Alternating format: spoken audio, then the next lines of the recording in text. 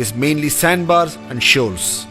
If we carefully shovel away the accumulated sand, we are certain to see the layers of the bridge construction.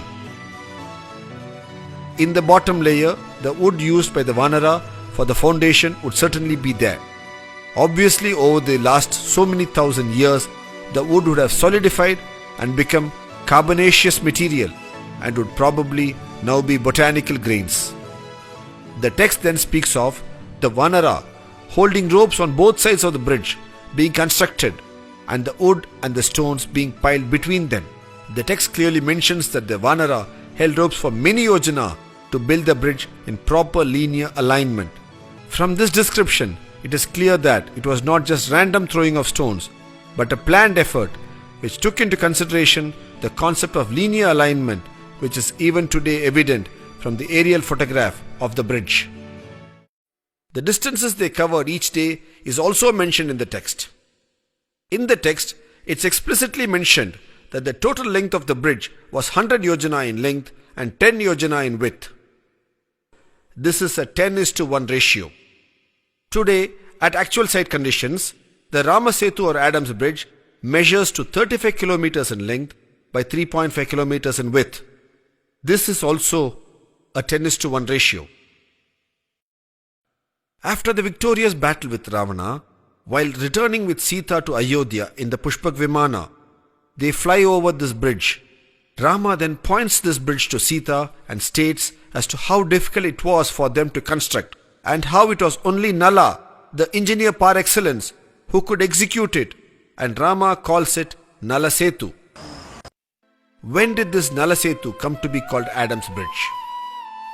The bridge was originally called Nala Setu, as we have seen. Later the people, out of their admiration and veneration for Rama, started calling it Rama Setu, and later it also got the name Setu Bandha, that which joins two lands. This has been a walking bridge for many millennia. During the course of its early usage, one of the early Islamic religious leaders of Sri Lanka walked over this bridge and reached Lanka to do penance there. Since he was the early Islamic man, he was called Adam by the Sri Lankan Muslims. When the Europeans came to this part of the world, they could easily correlate to the name Adam, and they started calling it Adams Bridge in their records, and the name stayed. In the last few decades, man-made satellites have been regularly orbiting the Earth and photographing various parts of the Earth. One such area they have photographed is the southern part of India. In this set of photographs, the bridge is also visible. It can be distinctly seen as a shallow underwater causeway connecting the two lands. These photographs do suggestively indicate it to be man-made due to its unique curvature. The opinion of many is that this could be the man-made bridge as detailed in the Ramayana text. Over the last few minutes, we have seen with a certain clarity and a detailed understanding how this bridge is a civil engineering marvel as explained in the text. A man-made accretion over a natural sea ridge. Today, on an average, this causeway is about 2 meters below water. When this bridge was built, it must have been at least about 1 meter above the then water level. That is, when the bridge was built, the sea must have been 3 meters or 9 feet below the present day sea level. As per the World Oceanography Report, a 9 feet rise in sea levels due to the melting of the polar ice caps and global warming should have occurred over 7,000 years.